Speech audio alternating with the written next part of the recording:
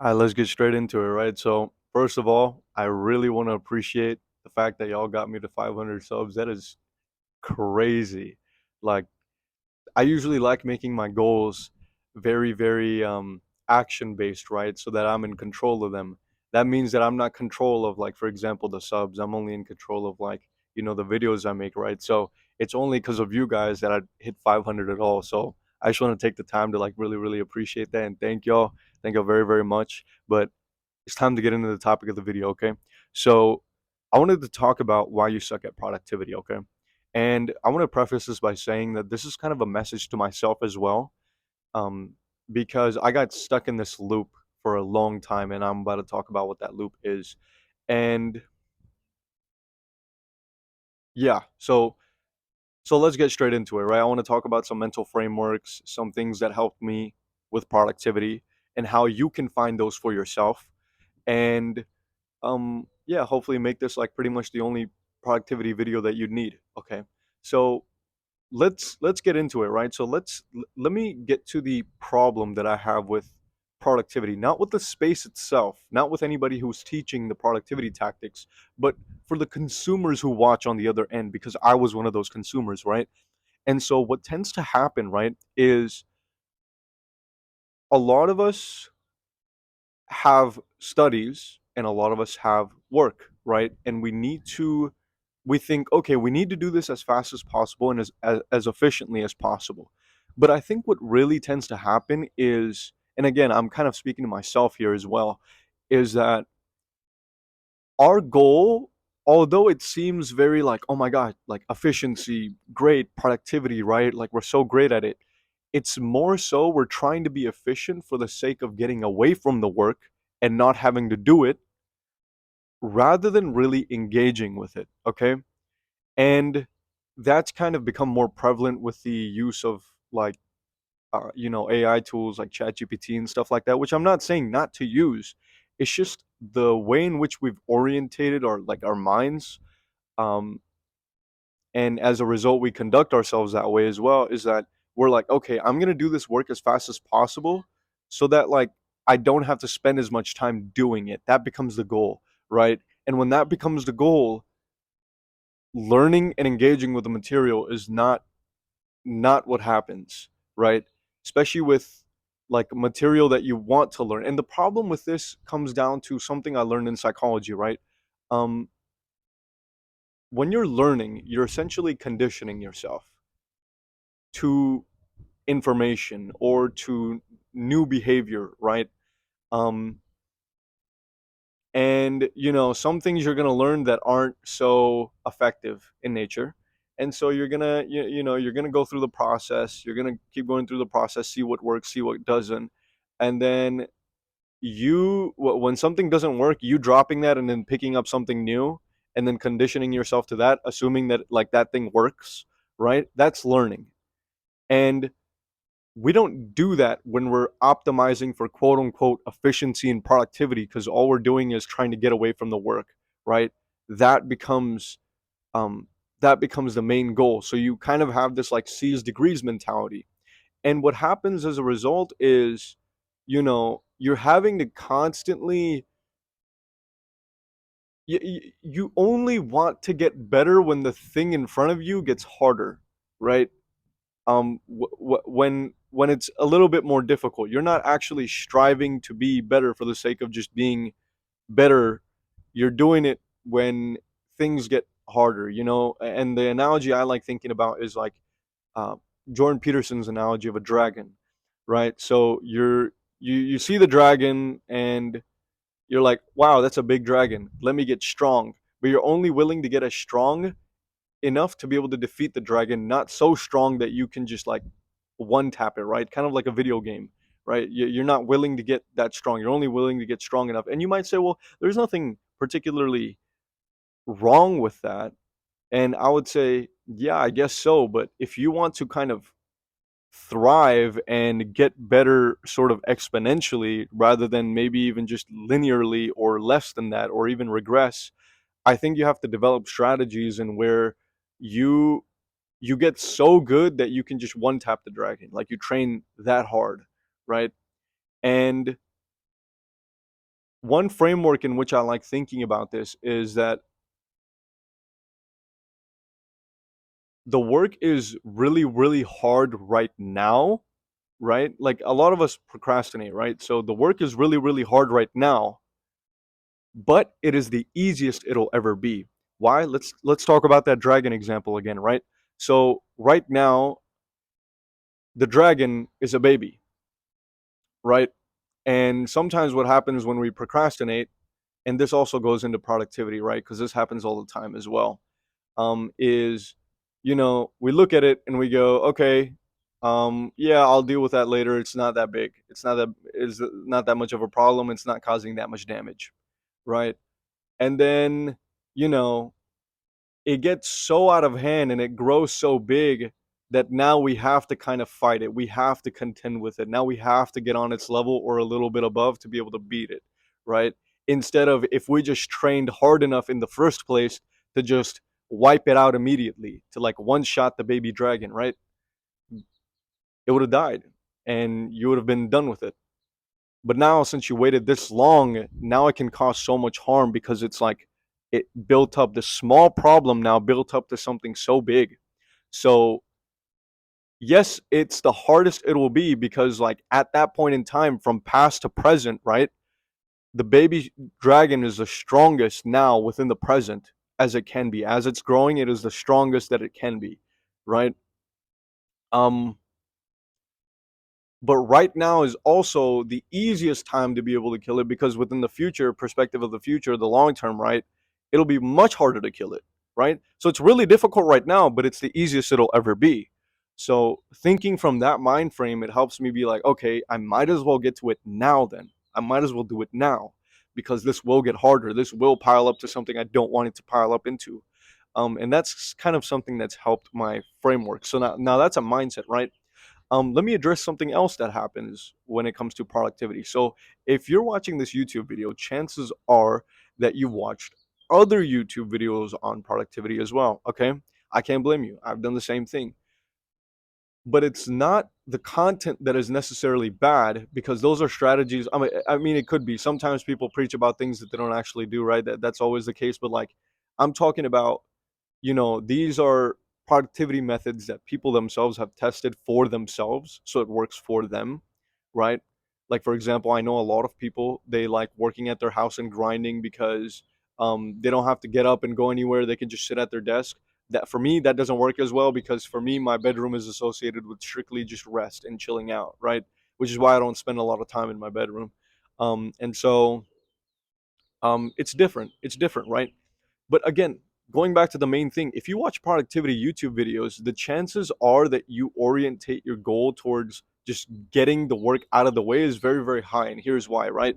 Because you think you're doing something productive by optimizing for efficiency and productivity by using these tactics.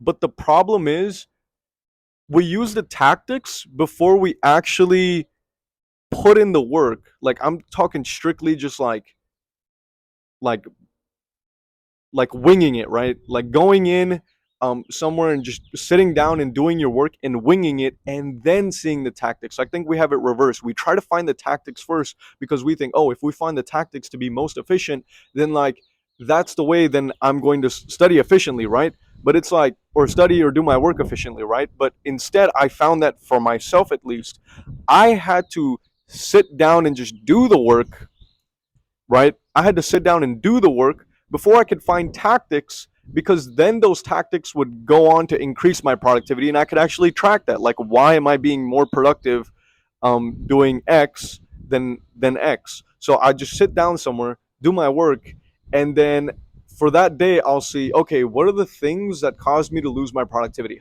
Maybe keeping my phone on my desk when I'm at the cafe is not a good idea because I have the tendency. It's like it's within my visual stimulus, right? It's within my visual space, so I'm gonna have the tendency to touch it because I've conditioned myself to be able to click on social media apps for as long as I have because they're in the same space on my phone that they've always been.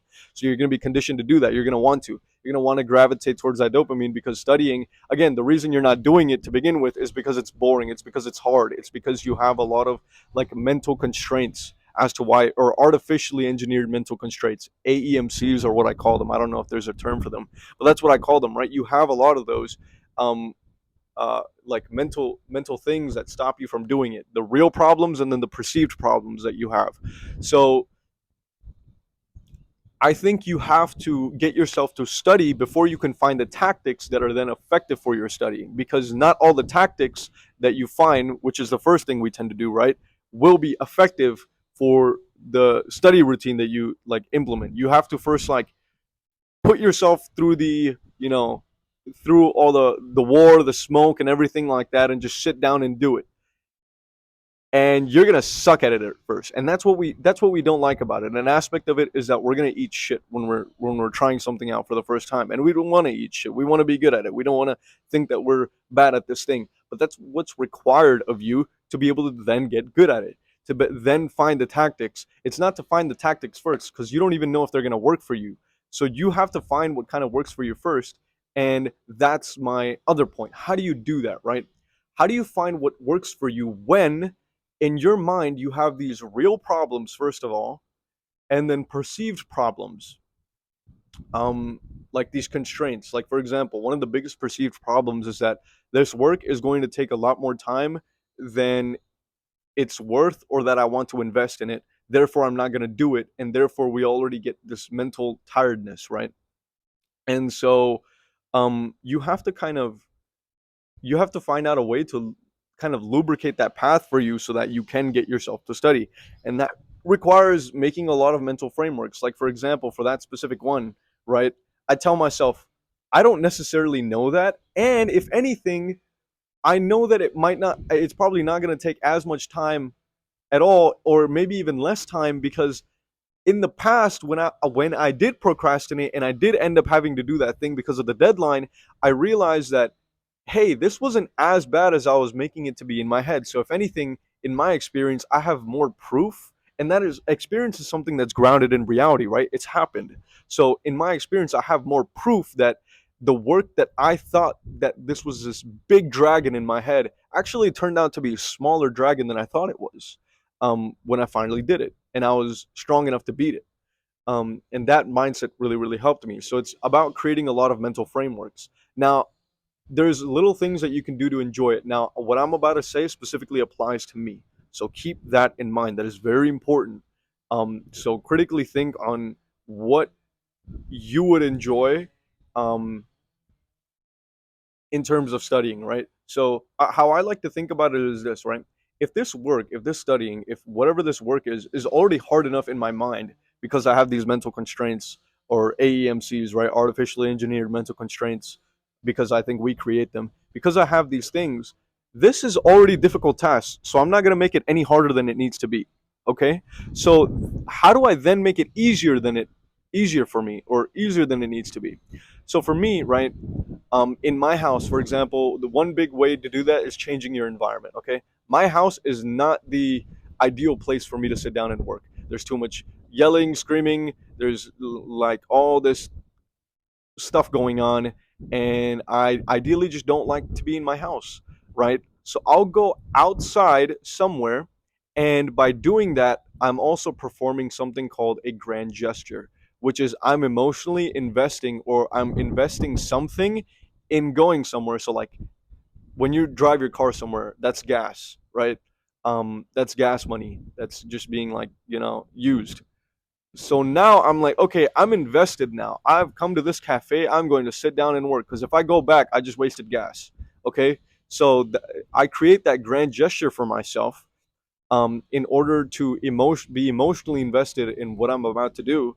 And that therefore makes it a lot easier for me to go sit down and work, right? Because if there is no consequence to me not doing the work besides me not doing the work, then it's harder to sit down and do that work.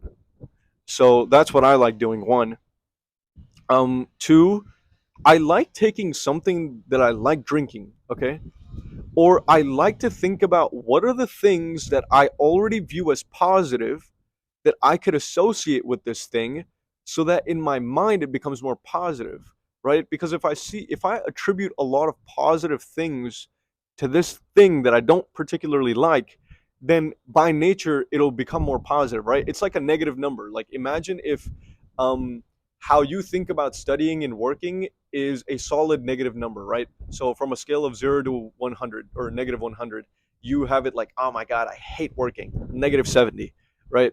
Or negative 80. Okay, how do I add positive numbers to that? And I do that by how do I make that, or not even being in the positives, how do I make this negative 70 into something that's less negative, right? And that really helps. So for me, those are things like um, sitting in a certain way at the cafe, like sometimes I know cafes have like really like pretty girls that work at them, right? And I know some of my homies and me sometimes we get distracted by that. Let's just keep it a buck, all right?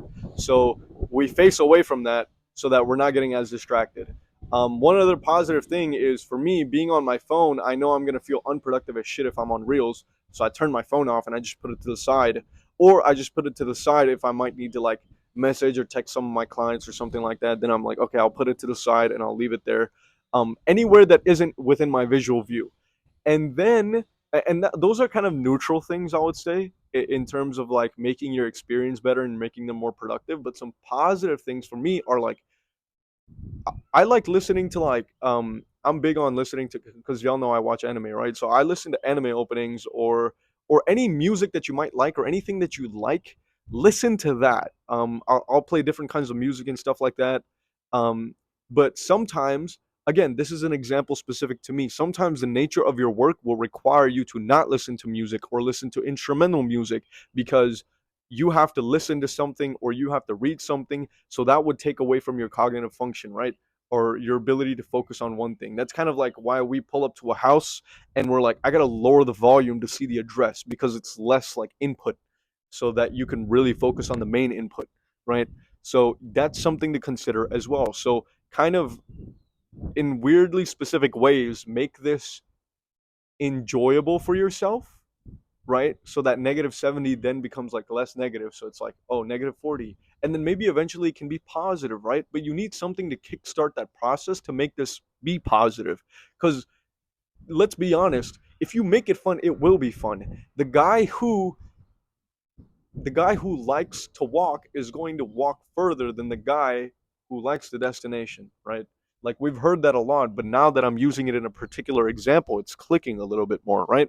So think about it like that. One other thing I like doing is sometimes I'll wear fitted clothes. So this isn't particularly fitted. This is kind of just what I wear for my YouTubes because the wind's nice. I like filming outside. It's nice. It's loose. Um, it feels good. I like wearing a lot of fitted stuff. I wouldn't say I have a particular style. I just have things that I like wearing. So I'm a big fan of wearing like all black, and that's also important too. And I'll tell you why.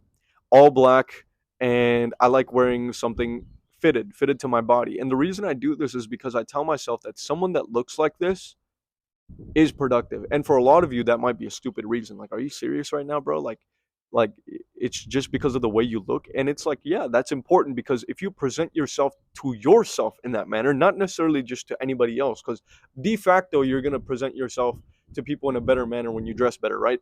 But it's important because it's for yourself. Because then you can think about yourself as I'm going to work.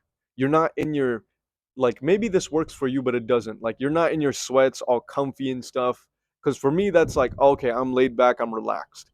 But for me when I wear something that's I wouldn't say uncomfortable but looks good, I still wear things that are comfortable to me, okay? I'm not like in a suit and tie all like, stressed out, fitted everything, and it's just like a pain for me to like even squat over because my groin's getting like tightened up with all the like with the tight pants I'm wearing. Like it's not like that, right? I'm wearing something comfortable. Like I'm wearing sweats, but they're fitted, right? So even the clothing kind of affects this because for me, it's the way in which I present myself, which also allows me to kind of uh, work harder or be in that framework or of I'm a working man, like I'm working right now. So that helps as well. Of course, noise canceling headphones, that's ideal. But sometimes, maybe for some of you, I'll use a counter argument to mine. Some of you, you might like using a hoodie. You might like wearing a hoodie and a hat, because what that does is allow you to tunnel vision your focus. If you have a hoodie, right, you're blocking out a lot of your peripheral, which like physically signifies that you're tunneling down on something or focusing. And I like using those counter arguments because sometimes I talk with conviction with what I say because it works for me, but I like using counter arguments because sometimes the complete opposite thing might work for someone else. Because I don't like the fact that these influencers and stuff sometimes, right? I mean, not that I am not one, because technically, by like talking about my experience, I'm influencing you. So de facto, I'm an influencer. But some of them, what they do, right, is they talk about their experience, but they talk about it like it's law. And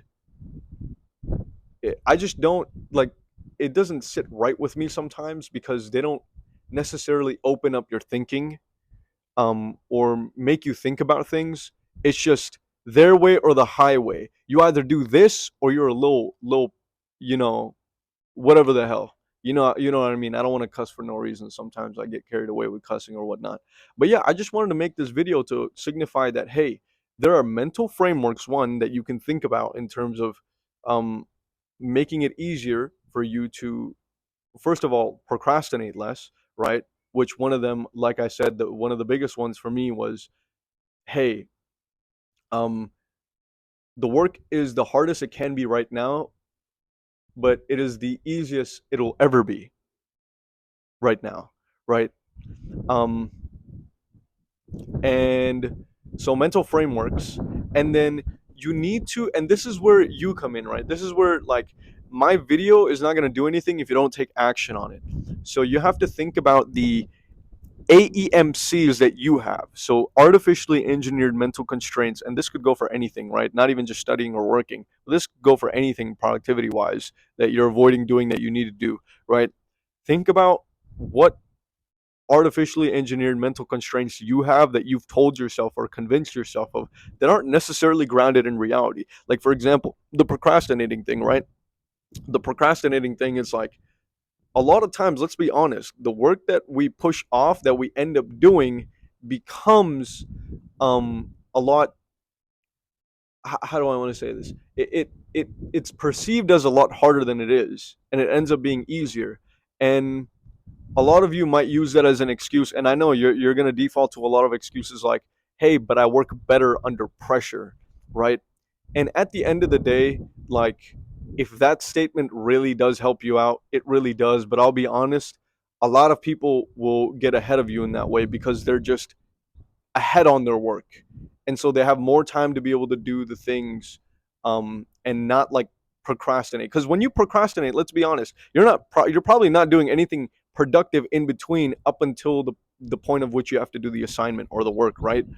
So the people that tend not to procrastinate, like, let me use this counter example, is that you're like, oh, I work better under pressure. It's like, that's fine, that's cool, but it's like, if you're getting the work done early, it is more likely, in my opinion, from my experience, that you will focus on the next work that you have to do, as compared to when you're procrastinating, all you're doing is doing some other shit that you have to do, and then you do the assignment. You're not doing anything else that's productive usually.